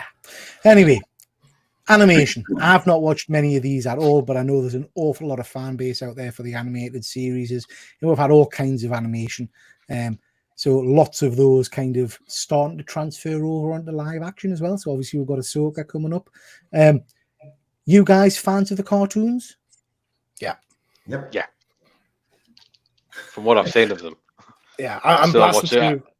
Sorry, go GP, you go first. Yeah, I was just going to say exactly the same, James. I'm blasting through Clone Wars. Yeah. Season 4. I'm on season 4 too, and it's impeccable. Every episode's a banger. Like, it's really impressive. Yeah. I just watched the Saw Gerrera one. That must be in the next 2 or so. I'm half like. Oh, right. So I'm a little bit ahead of you. I'm excited though for that one. But yeah, it's like amazing storytelling. Really fleshes out the universe quite a lot. Good for like getting Anakin. I think you feel his from the Jedi coming as well. So like it kind of retroactively corrects things that maybe didn't feel consistent in that trilogy. Rebels is, I think, hit and miss, but the high points are like some of the best Star Wars things ever. Like I think you could pluck 12 episodes out of it, and it's like these are like some of the best things I've ever seen. Wraps up a lot of storylines for the movies as well, like in a really fantastic way, and just a good crew. I think the core crew of that one. I'm gonna have to get on some of these, James. I need to, and I keep saying it to him, but I will have to try and jump on some. Connie's down with the kids. Every single one of these animated claps. I don't know what that means. Is that good, Connie? Slaps hard. Yeah, it's good. That's good. Yeah. Okay, positive. Fuzzy. Seriously, is not that show? No, mate. No, this is not the show where we'll pick favorite scenes. We've done Star Wars scenes. Go and check that one out. This is where we'll look at the deep dive of all the movies, and then we're going to move on to comics and books and things in a minute. But Fuzzy, if you've done your homework and you want to see what your best scenes are, by all means, pop them in the chat, mate, and we'll put them up on screen. Lots of people are saying that the animated series are good. Bad Batch is very cool. Yeah. Even Resistance. I'm not listening to any Resistance slander. It's too. I tried and it's too kiddie. I felt like way too kiddie. Like, and I'm not crazy about the anime. He's got again. Visions is the more recent kind of Star Wars animation. Visions is the more recent Star Wars animation, which is really cool. If anybody wanted to know a little bit more about Visions and people's thoughts on them, is there anywhere that could go, James, to see that? Well, yes, it's funny you say that. I just did a Star Wars Visions Volume 2 review show last week, so that's all over my channel. GP and yourself, Peter, joined me for that, so that was a good one. Yeah. Good stuff. Absolutely Good was. stuff. Geek Out with Roscoe saying he watched the Star Wars Visions episodes were dope. That's definitely not for me. Absolutely, I completely agree, Yeah. mate. Yeah. I thought season 2 was far better than season 1, if I'm honest. But yeah, I thought there was some really good. The iffy internet connection is what you get for slandering Resistance, James. Some nice sister magic you just threw at me there. Yeah. Conscious of time, guys, so I'm just kind of quickly going through this. In terms of animation, we've also have Star Wars kind of reaching into all kinds of other pop culture. So we've got the Family Guy series. Absolutely hilarious. I love them. Yeah, fantastic. We've had them appearing on The Simpsons in various episodes. I love Bart as Darth Maul there. We've had possibly the best sci-fi film I love of all this time. film. This is one of my favorite movies. James, have you seen Spaceballs? I have. Good lad. Yeah. It's stunning. You're a Mel Brooks fan, Efren, aren't you? Oh yeah, I'm watching his recent show, History of the World Part 2. I've watched that. I need to get on that. I love the movie, so I want to see it. Yeah, but this is a tremendous movie. I absolutely love that. So yeah, and then we've got the future. So we've got all kinds of stuff coming out in the future. Lots of things teased at. Fuzzy, I didn't have a slide about Lego Star Wars is also very, very cool. We've got next season of Mandalorian. Apparently he's coming. We've got Andor, Skeleton Crew, Ahsoka, all the rest of it. Is it fair to say that out of all of those guys, the ones you're most excited for is Ahsoka? Is that fair? Or? Yeah, Thrawn. Definitely, Just want to see Thrawn. And it's so soon as well. It's like we don't have to wait too long for it. So yeah, it's gonna be great. Yeah, it's a summer, isn't it? Yeah, it's like late July, early August, I think. So just a month or so away. And then we've got the announcement of the next movies. And we've got another set of movies centering around the Rey character. Are we excited about this? Are you guys into Rey? Yeah, I am. Yeah, definitely. Yeah, she's okay. I think she's a bit of a Mary Sue, but I quite enjoy Daisy Ridley's performance and that character throughout those movies. I don't know why retroactively people are shitting on her, because I think she's one of the best parts of the sequel trilogies. So yeah, I want to see her. I know people didn't like the ending of the last one where it's like, oh, Rey Skywalker, but yeah, like just to see something. This would be the furthest forward sesh thing. This is where the galaxy is now. I think that's something I'm very excited to see. They recently asked Mark Hamill if he was going to be in the new movie, and he said, "I haven't been asked." And I think they should bring him back just to, I don't know. I just want to see him get a decent send off. Yeah, hopefully they'll bring him. Is back. a Force Ghost or something like that? Exactly. Yeah. So lots of promise in the future for Star Wars movies, because we've got a whole host of other films as well being hinted at, haven't we? Is it the Dawn of the Jedi? Dawn of the Jedi, yeah. And then Dave Filoni's doing one which is heavily speculated to be Heir to the Empire, which is like the Thrawn kind of Legends book. Which I'm hoping it's an adaptation of that. That'd be great. Yeah. Speaking of Dave Filoni, I think they have to have him involved. I think in all these movies, not as a director, but just having somebody like Kevin Feige or something like that type of role. I think we'd be better off with him. Well, to be fair though, like he had almost no involvement in Andor. So like, is he really the, you can make an argument that maybe he's not the be all end all of Star Wars. But you do need someone keeping it, like your Kevin Feige, you need someone keeping an overarching view and keeping everything tight, I suppose. Fuzzy's just saying there again that he's not a fan of Rey. Rey Palpatine, that's no Skywalker. I have to say, again, going off the back of the recent Jedi Survivor game, I would be very up for a movie set in that kind of theme park, because I think that would be very, very cool. A bit of Cal. Okay, guys, I've prattled on for friggin' ages here. My throat's going dry. So, James, I'm going to hand over to you now, mate. Yeah, so this is my little video game segment. So, like, Star Wars video games have been around for almost as long as games have. And there's just so many of them. I just have to pluck out a few here and there. So there's some on the NES. I know there was like a Japanese one. Vader turns into am I there? Yeah, no. You keep breaking up. Okay. Super Star Wars on the SNES. Apparently very. Yeah, I played them, by the way. They're really, really good. They were on the Super Nintendo back in the 90s. Oh. Yeah, that's it. James, next slide. James, you keep freezing, bud. It's going to devastate you to not be able to talk about your games. Isn't it? Sorry. Yeah. Oh my god, this is killer. Yeah, so Super Star Wars and the stats, these are like notoriously difficult ones. Yeah, Can you yeah, hear me? yeah. Yeah. Okay, yeah. I haven't played any of these. GP, you did? Yeah, I've played them, yeah. Back in the day. They were hard, yeah, they were. Yeah. I don't remember any of those Good. ones. They're not ones. Yeah, they're really good actually. From what I remember. I remember the one on Hoth really well. That was a great level. Yeah, Empire, yeah. Yeah, that was a good one. Loads of like that's one of the probably most represented sequences in gaming is that Hoth level. Some games have absolutely nailed it. But it was just a standard platformer. It was really good. Yeah. Yeah. Pete, I've never played these. You want to so talk these about? were, I mean, when I was a wee Ben, I don't know when these came out, but this was kind of my jam on the PC. Because I've always been into flight simulators and things like that. But to get an X-wing and a TIE fighter flight sim was just incredible. And it was, again, it's down to that nostalgia about the noises and the music and things like that. So, you know, the noise of a TIE fighter leaving the base and things like that. And they were just really, really good fun. Thoroughly enjoyed them. Was there like a whole like you have to like divert power to your shields from your? I think, James, to be perfectly honest, I can't really remember, but I think so. It's a long time since I played them, but I do know I bought myself a fancy joystick with a throttle and all that kind of stuff, so you could really feel like you were playing it, you know. But yeah, it was just good fun. I'd like to have a go with them now, actually, just to see how they stand up. Yeah, absolutely.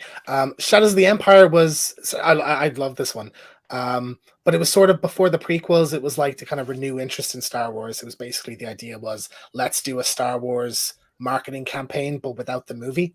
So they did like a book and a comic series and the game, and they kind of all told the same story from different perspectives. But yeah, you play like Dash Rendar, who's like a Han Solo type, and there's a Hoth level, which is great.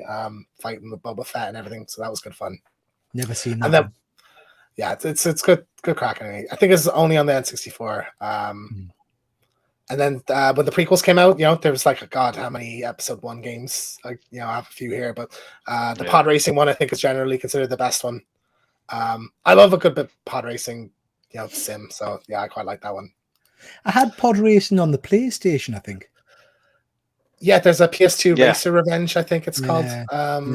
Yeah, but like, Dark Forces is another kind of beloved series. I think you mentioned recently, Peter, about is there a fighting game? So it's called Masters of Terrascasi, and it's apparently awful. I've not played it actually. I just didn't get it at the time, but yeah, it's supposed to be not very good. There was a Phantom Menace official game. Jedi Power Battles, Star Wars Demolition. So like PS1, quite a few of them. And then into the like PS2 era. So the original Battlefront games, just fantastic. Like absolutely love those ones. Like it's just creating battles. Like in Battlefront 2, getting to play Order 66 was like such a cool experience. Knights of the Old Republic, that was brilliant. I've never played it. Like I don't know, Really do you want to speak a little bit? It's just an RPG, standard RPG set in the Star Wars universe. From what I can remember, it was really good. I had it on the original Xbox. Sith Lordly over on Spinetix has actually been putting up a load of shorts of Star Wars gameplay. Nice. So if you just go over to Spinetix, you can see a bit of some of the old Phantom Menace one I think he did, and Battlefront. Very cool. Knights of the Old Republic. So yeah, but Knights of the Old Republic is like one of the best games ever made, apparently. So like, there's supposed to be a remake. I'm hoping it does happen, but it's looking like it's in trouble. So we'll see. The episode 3 game, I think I got that before I saw the movie, and I just like there's no cutscenes. It's just clips from the movie that like bridge. And it like shows you the ending and everything, which is like you just would never do now, because it released like a week before the movie came out. Yeah, but it's quite a fun like kind of hack and slash game with lightsabers, and like I always play as Anakin. And there's even if you play as Anakin for the Mustafar fight, you get like a dark side ending where he kills Obi-Wan. And he kills the Emperor and stuff. So that was quite cool. Jedi Knight games, classics, I think. Just like there's like lightsaber mods where you'll just like cut people into shreds if you hit them with the lightsaber. Republic Commando is sort of like the Halo, but Star Wars. But that's a great one, I think, as well. Like a really classic shooter. And then Bounty Hunter is probably my favorite from this era. I missed that one. Yeah, I remember it coming out. I didn't play it. No. Yeah, it was so good. So you play as Jango Fett, and it's kind of the mission that made Dooku decide he would be the clone like template. Right. And you have to hunt down like Dooku's old like apprentice and killer, and yeah, it's really cool. There's like opening level on Coruscant. You can like scan people and see the bounties on them. Going around with the jetpack and everything was cool. And then the Clone Wars games. This is like from before the cartoon. There was just a game called the Clone Wars, but it was sort of like a vehicle combat game. Okay. And then there was like levels where you run around like as Anakin or Obi-Wan and like lightsaber people. So one that nobody really talks about, but I remember quite liking as a kid. Yeah, I can't remember that one. Don't remember that one. Yeah. Lego. I mean, like kickstarted the Lego video games series. Really, I love those games. Hate Lego games. Hate them. I love them. I think they're fantastic. I think Yeah. honestly, like those first two Lego games, just playing as any character you wanted, like through whatever sequence you wanted, was awesome. And I've not played the newest one, but I've heard it's very good. Yeah, I started playing it. A lot of work involved in it, though. Yeah, You I have used pick to up want side like, missions and everything. yeah, and like I've seen the shooting, like looks quite like it's over the shoulder. Yeah. It's like, yeah, it's quite different. Shakes it up a bit. But I always wanted as a kid, like these games, but realistic looking. You Right. know what I mean? Like I want the Lego games, but not as Lego. Not Lego. Yeah. yeah, exactly. But just like you could pick the most like Watto Yeah. from episode 1. You could play as him. Like I just thought that was such a cool idea. Play as anybody. But Awesome. prior to like the newest era of games, Force Unleashed, like the first one particularly, again it was sort of that whole let's do a movie campaign without the movie. But just this whole story of Darth Vader's secret apprentice and some of the levels in it were like incredible. Like the opening is like Vader on Kashyyyk, like just killing Wookiees and just going around like the Star Destroyers, and kind of shows the founding of the Rebel Alliance. I just absolutely love these ones. Efren, are you familiar with this series? Nope, I don't play video games at all. I love the covers though; they look so cool. You know. Yeah. Yeah, so it was set like but I just never yeah. had. It was set a few years before A New Hope, and it's like Vader takes on a apprentice, and he just sends him out to kill people, and then he eventually turns on him, and he helps found the rebels. It was really amazing at the time. Very good game. Story wise, yeah. And then the kind of modern era. So the EA has had the license for the last 10 years, arguably disastrous. Like people were sort of expecting 10, 15 games to come out of this deal, and we only got out of these 6 on the screen. Really, only 4 of them are like big budget games, and only one of them just came out. So like, yeah, for the last 10 years, they kind of took the piss. Battlefront 1 and 2, I think, started off badly. Like they both had controversies for different reasons. Like the original one didn't have much content. But like I played it a year after it came out, and there was loads of maps and loads of characters, and I loved it. Battlefront 2 had the whole loot box scandal, which like literally changed the law in video game, like how video game gambling can work. Again, played it a year later and like absolutely love it, and I think still to this day a great game. And then the Jedi games are probably my favorite Star Wars series now, and like Survivor is really taking the cake for me as my favorite Star Wars game. I don't recognize Squadrons. So that's sort of like an X-Wing TIE Fighter kind of one. It's just ship fighting. So it sort of came and went, and nobody really made a big deal about it. But like, No. I will Nope. There you go again. watch some cool stuff in it. So like, I don't know. That's one that people missed. Very I cool. will say for honorable mentions, just before you go any further, Star Wars Galaxies, which is like a World of Warcraft type Star Wars game on the PC. Right. Okay. Yeah. And there was like a Command and Conquer one. I remember playing back on the PC as well. It was really good. Yeah. So yeah. Awesome. Yeah. Very cool. I mean, there's like every genre you can imagine. There's a Star Wars game. Yeah, definitely. Yeah. And then I just wanted to highlight a few of the kind of cancelled ones that were supposed to happen over the last few years. But Star Wars Battlefront 3, the like original one, was like 98% finished, and they cancelled it like right before release. Madness. I don't know. People Can Fly were supposed to make a Darth Maul game. And there's like you can watch gameplay of it. There's like a demo. It looked quite cool. It looks like they maybe took some of it and used it for Jedi Survivor. Okay.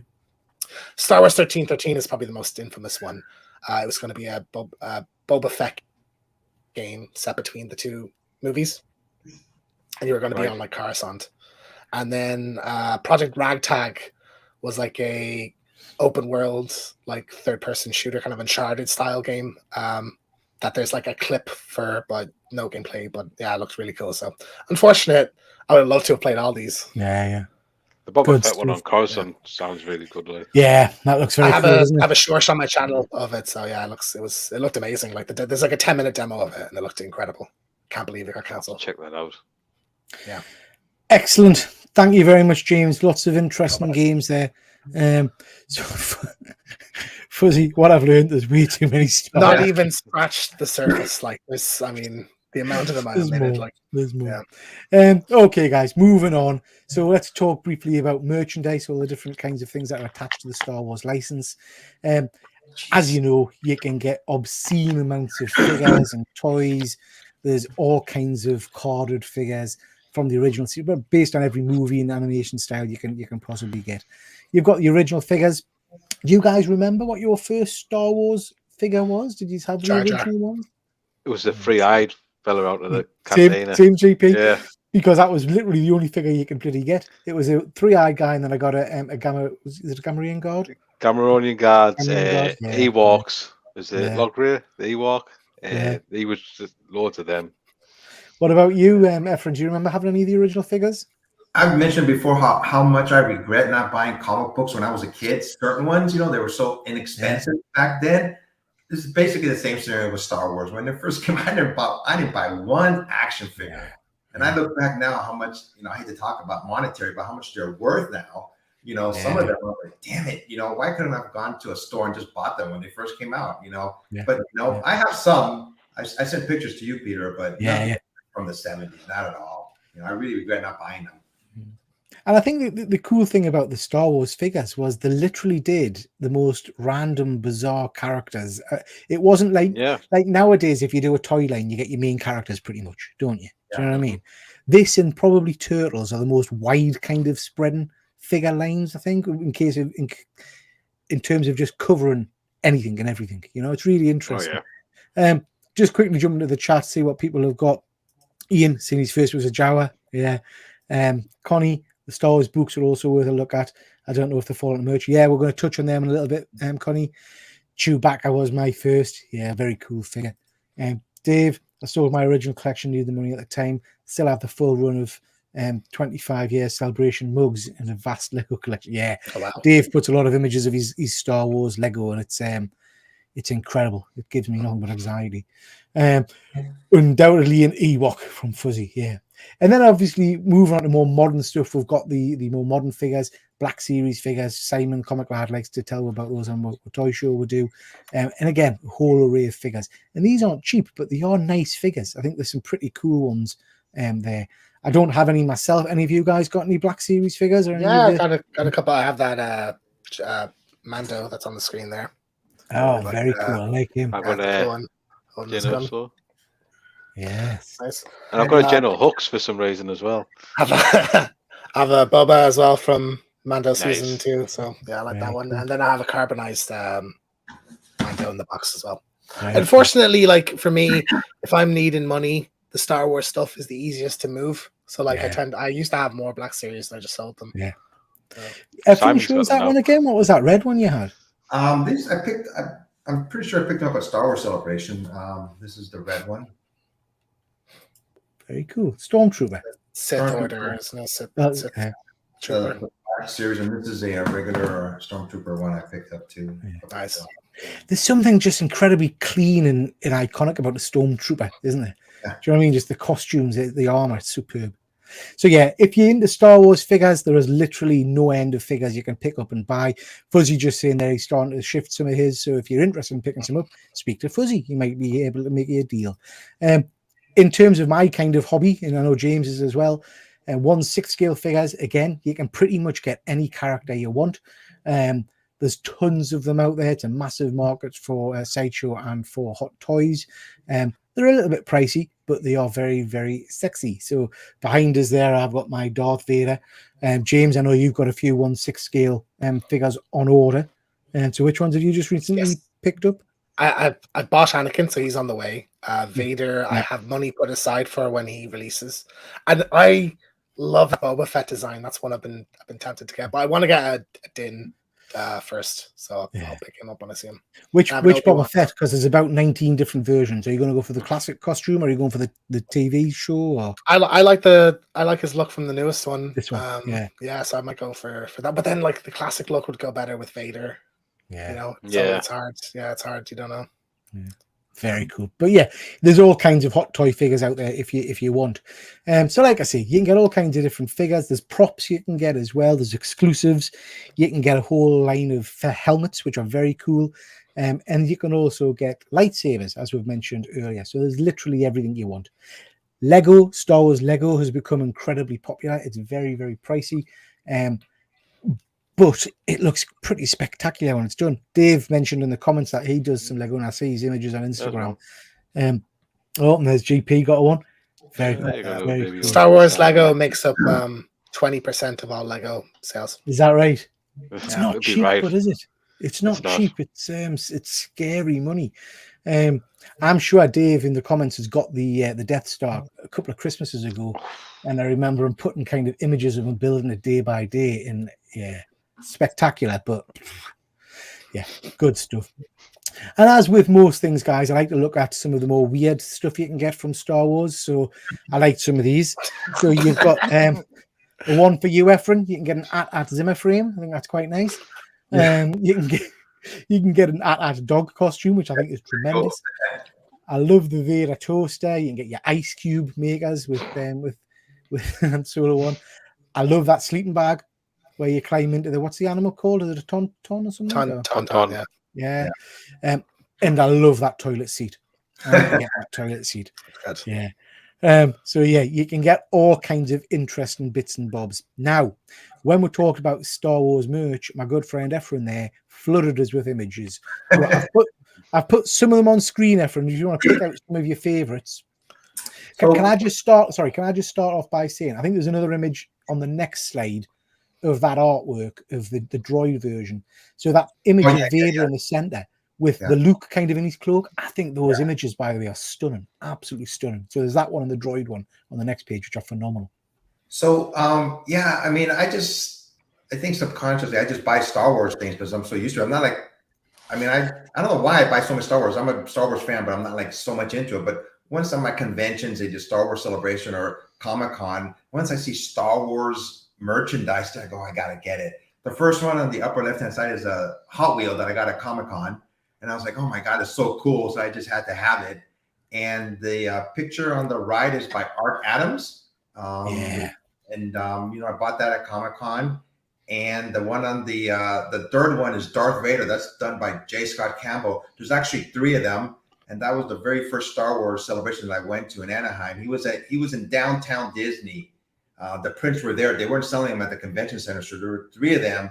And he was going to be there later on at night to sign them. But by then I was gone. I didn't stay there. But I always want to take them out of the frame and have them sign it. But this one, I have like specific, what I want him to say on this one is like, Luke, I am your father. And I have one of the Millennium Falcon. And I have one of Princess Leia.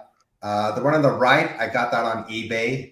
I just wanted it. So like I bought it. So, the one on the left is Boba Fett that I went to WonderCon in Anaheim, and there was this artist there, and he was drawing, blank covers. And I told him to draw one of Boba Fett, and when I took it to CBCS, they loved it. They couldn't believe it was a drawing. The one right after that, her death really bothered me for some reason. I just felt so sad when Carrie Fisher died, and then the story about her mom too happening like days within each other. This was a People magazine, and this is the only magazine that I've gotten encapsulated by CGC. And it just really hit me hard when Carrie Fisher died. It's like, dang it, And the one on the left, the one on the right is Luke Skywalker when he went to first time with Yoda when his his jet was in the water, and actually it opens up. I didn't have it with me, but you can flip it and you can see it like rise from the water. Wow. And the other one is just Who Shot First.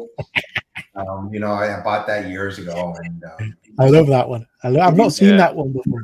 If you notice behind me, I have that big poster of Star Wars. I always have it on my videos too. I got that at Star Wars Celebration also.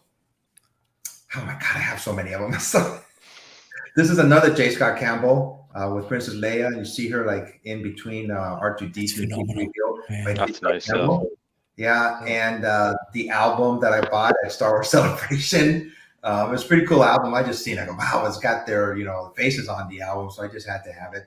And for some reason, for about 2-3 years ago, I was into a Star Wars Monopoly kick. I got like about 3 or 4 Star Wars Monopolies, which I never opened. I just like them. I was like, I'm going to buy Star Wars Monopoly. And the last ones at the bottom are fig pins, which I got at Star Wars Celebration. The last one that was in Anaheim. I didn't realize you collected fig pins, Efren. I don't. Okay. But it was Star Wars. I said, I got to have it, So I've got a fig pin you can have, because I'm doing a little box to send over to you with some UK comics in. If you haven't got it, I'll send it your way. James, tell us what it is. It's a little robot. Chopper. Chopper. Yeah. Have you got Chopper? I love Chopper. He's like my favorite Star Wars character. Have you got the fig pin of Chopper? No, I don't. There you go. It Well, looks nice. Yeah, I have, Efren, so I'll send you a Chopper. Oh, that sounds wrong. But I'll send you a Chopper over, all right? Okay, some stunning stuff. Guys, have either of you brought anything to show with Star Wars related that you haven't shown Yeah, yet? I've bought a couple of bits. You've seen the Lego and the Black Series, so this is a Hot Wheels Oh, wow. as well. Yeah, They did the vehicles on the stands. I've got a couple yeah, they did of a these. Star Trek line of those as well. They're very cool. Yeah, but this is Star Wars. It's better paid. Yeah, okay, fair enough. Then obviously you got your retro figures. There's a Mandalorian. I've got a Cara Dune up there as well, and Moff Gideon. And you also got your Funko Pops. Very So, good. I'm not a Funko right. Pop man, but I quite like that one. Yeah. And I seen these is with like Home Bargains, which is like a dollar shop over here. Yeah. And they're off a computer game. Oh, so I had that. They're off Yeah. The Disney Infinity line. Yeah, of course. I've got a few of them. I've got a Darth, Kylo Ren, and the original Luke, there, and Han. Yeah. And these two bits I've had absolutely donkeys, and I've lost his lightsaber blades. But they're off the Battle of Geonosia, Anakin cool. and Padme. Yeah. So she needs painting on the mid. It's got a bit sun bleached, Oh. but I've had them that long. So Yeah. Nice figures. Very cool. So that's a couple Very of bits and bobs. What about yourself, James? Got anything you want to show? Yeah, I got a few Funko Pops. I don't know how I ended up with so many of them, but I have like 4 Dins. So I have like one with Gun Standing, one with Baby Yoda, one with no Helmish Baby Yoda, and another gun one. Very cool. And then I have a Vader. I think this lights up, but I haven't opened it. Yeah. The Vader one. I have Ahsoka from Mandalorian, Nice. and I have a Han Solo in Carbonite. Oh, I love Oh, that. that's cool. That's nice. Yeah. I like that one. Yeah. Very cool. Very cool. Yeah. I've got behind us my I've got behind us my Vader. I've also got a hot toy Mandalorian, Luke Skywalker from Mandalorian, and Ahsoka, which are pretty cool. And I showed this one off recently. This is my recent purchase. This is a Star Wars issue #1. 7.5. It's not the best grade, but it's still a nice one to have. With the interesting green Darth Vader in the back. I never get that. Very odd. Yeah. But yeah, that's a nice book to have. Efren, did you have something else you wanted to show there, mate? I had one more that I forgot to show you guys. I bought this print a few years ago, and I forgot. I have this right. If you ever walk into my house, right in my living room, over my TV, this is where this is at. So I bought this years ago. Oh, Oh, look at that. Stunning. Yeah. I Yeah. love this one. Yeah, I love that one. Oh, I had to have it. It's by Olivia D. Berodinas. I have to have this. Efren, that's stunning, mate. I love that. I love that. I have a Matt Ferguson Mandalorian print, and I just never. It's still in the tube. Like 2 years later, like I remember, I think there was only 50 of them or something. But yeah, I have to get that printed at some point. I have to get that framed. Stunning. Okay, guys, thank you very much for showing off your bits and bobs. Next, we're going to go on to reads. So these are Star Wars recommended reads. We've just got a few books to quickly mention, and for people to perhaps go out and have a little bit of look at. But it's worth saying that there is an absolute obscene amount of Star Wars reading material out there. There's all kinds of proper books, if you want to call them that. Pop our books. Call them With novels. words and things, novels, yeah. Yeah. So there's tons of those out there if you want to go and have a look at those. There's also all kinds of reference materials, so encyclopedias and all that kind of stuff as well. So yeah, if you want to read Star Wars, there's more than enough stuff to kind of tickle your taste buds. But we're talking comics. So first off, we've got Star Wars Legacy Legends. Who mentioned that one? Yeah, this is all the stuff from Dark Horse that's now over at Marvel, and they bring them out in Epic Collections. So they're doing the legacy stuff for the Legends, and they're also doing the original Marvel years. They covered the films and a bit after, Right. but they're all in Epic Collections. So like a mini omnibus of them. So you can build your collection of that Star Wars comics like that. Very cool. Yeah, very cool. And it looks like I don't recognize any of the characters. Is that Akbar on the front, or is that just a similar kind of race? I'm assuming it's Akbar. I've never read it. So. Okay, looks interesting. Strato, never heard of that. Her, sorry, or him. I don't know. Who put that one on? That was me. Ephraim. She was first introduced, I believe, back in 2015 in the Star Wars book, issue number 6. When she first came out, she basically stated that she was Han Solo's wife. I just went, what the heck? What's going on here? But I found out, she just said that to prove how resourceful and cunning she is. She's just a Star Wars character that knew, Han Solo, and she's more like a female version of Han Solo, mischievous and that type of person. I really enjoy the character. She went over to Dr. Aphra's book for a while, and she's been starring on that. And then recently she's had her own series where we're getting more to know about her and her family. It's just like an adventure, of what she's been doing, or how she's helping out her family right now. I really just enjoy this character, and it's a new character which brought my attention. And this is the thing, isn't it? I know we've talked about it in the past as well. Star Wars hasn't got to be about the Skywalkers. It can be about these other characters in the interlinking universe, and that's sometimes when it's at its best, I think. Ephraim, was Yoda one of yours as well?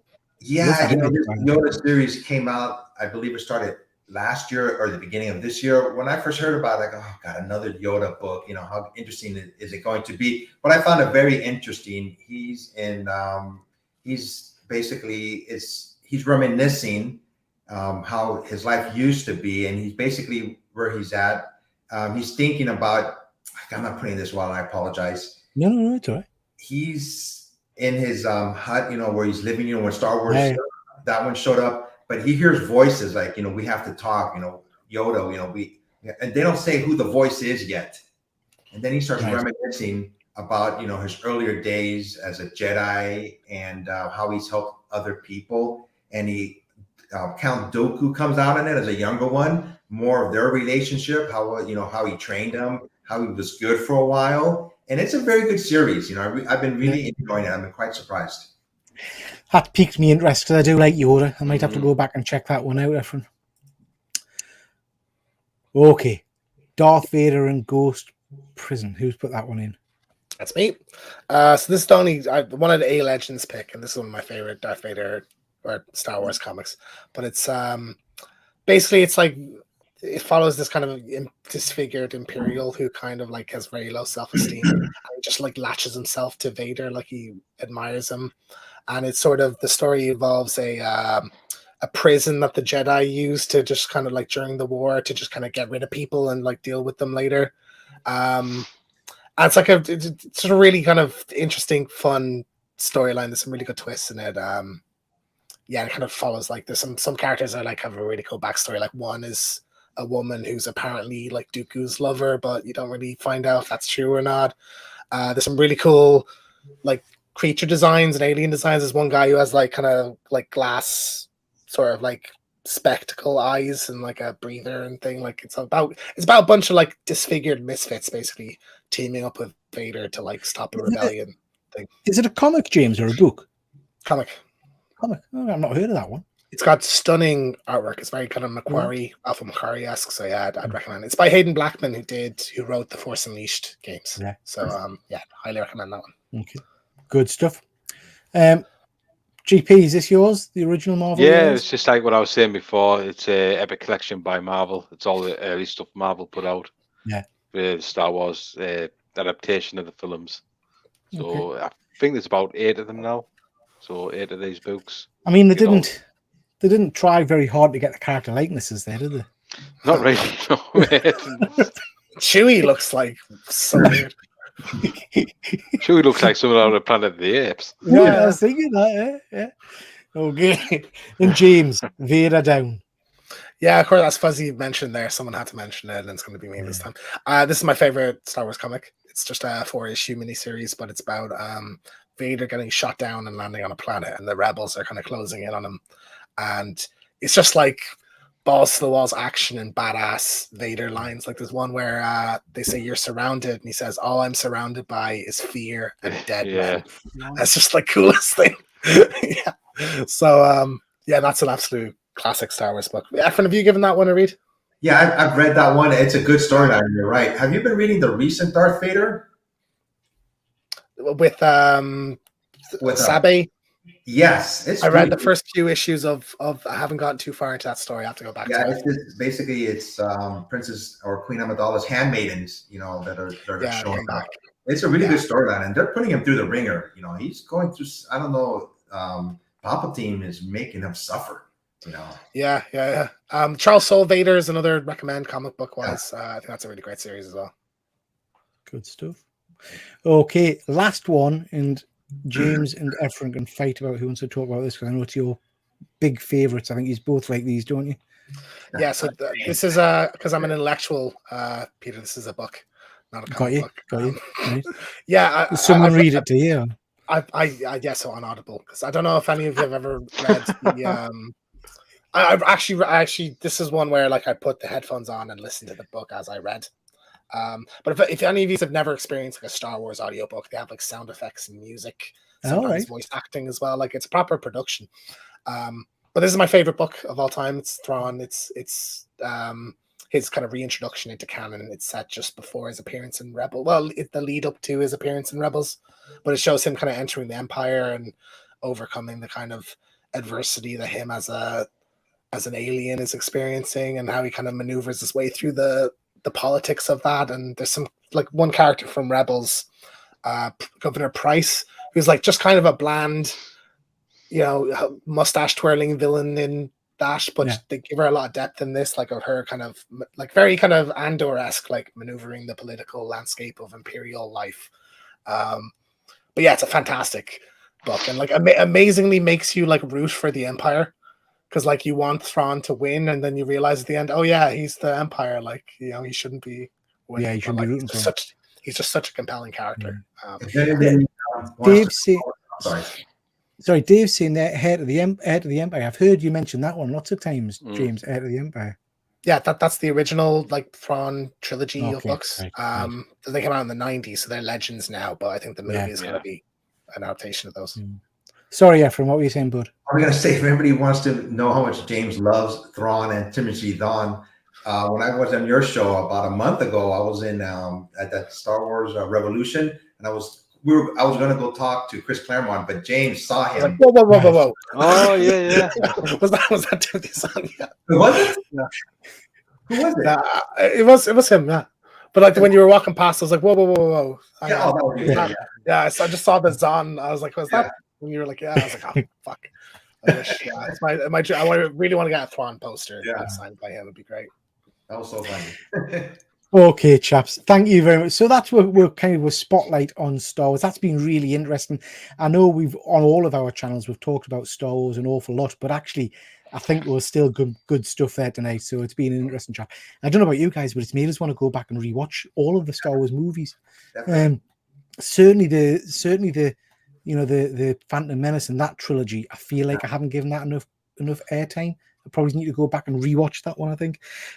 Massive thank you to the chat. These have been superb tonight. Lots and lots of comments. Don't disappear just yet, because we want to cover quickly what we've got coming up on our channels. So this Thursday, myself and anybody else that wants to can join us, and we're going to be doing a bit of a review of the Across the Spider-Verse movie. Hopefully lots of you have seen it by Thursday. really interested to hear people's thoughts on it. Really interested. So that will be Thursday night. Because I'm mad, Friday night we're going to do a show as well. So we're going to do 1/6 scale news. My wife's out, so we're going to do that a late night show. So that'll be 10 o'clock. I'll be joined by James, hopefully. And I'm wanting to talk a little bit about pre-ordering. So I've had a nasty experience today where I thought I better try and get a grip of all my pre-orders and realized how many I've got. So it's a little bit worrying. Yeah. So we're going to be talking about that on Friday night. Saturday, we're going to be doing our Saturday Night Live. So that's at 9 o'clock. And we're going to be covering the best and worst sequels, as well as all of the other usual bits and bobs, news reports and all that kind of stuff. And then Round two. Yeah, James, no alcohol involved. And then on Monday night... I'm too ashamed to show up this time. So I'll let you guys talk for a bit. And then on Monday night, we've got our Geeky Art Attack show, which is going to be 80s cartoons. So that should be really, really interesting. GP, you got a show coming up tomorrow night, haven't you? Tomorrow night at 8 p.m.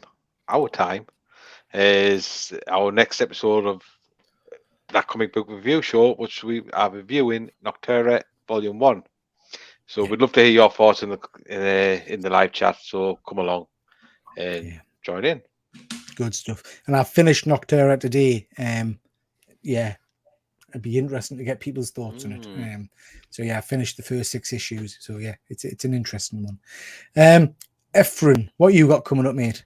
I swear this week I'm gonna pick a winner for my giveaway. I don't have the book in front of me, but I'm doing a giveaway, and all you have to do is my 1K giveaway. I'm gonna pick a winner. All you have to do on that video, leave a comment, and you're in the running. It's the very first, I believe, was it the black costume, Star Wars? Yep. I mean, Star Wars, Star Wars, Spider-Man, Marvel Superhero Secret Wars #8. I'm giving that away to whomever wins. I'm gonna pick a winner, and I'm gonna post it probably Wednesday. So I'm just gonna say it one more time on Instagram. Anybody wants to participate? And, I keep doing that saying out of Wayne's World. It will be mine. Oh yes, it will be mine. I'll ship it to anywhere. That's not a problem. So not just the US. But that's no problem. I'll send you my address. That'll be good stuff. That'll be good stuff, Ephraim, because they're an incredible book to win. GP, just for you to log comments for tonight's show. Fuzzy's already given his review. Utter mince. Good stuff. Good stuff. We'll start with that. Yeah. Thank you very much, Roscoe. And Ian, thank you very much. And Sean, thank you very much. James, you got anything coming up, mate?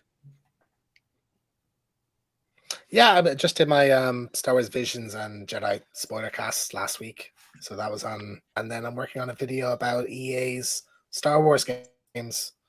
That'll be interesting. So that'll be next week, I think. Yeah. Good stuff. Good stuff. Brilliant. Excellent. Okay, guys. Thank you very much. Always a pleasure having you guys on screen with us. And a massive thank you to everybody in the chat. You've been buzzing tonight. Really have appreciated it. And we had quite a lot of people watching. So thank you very much. As ever, it's always appreciated.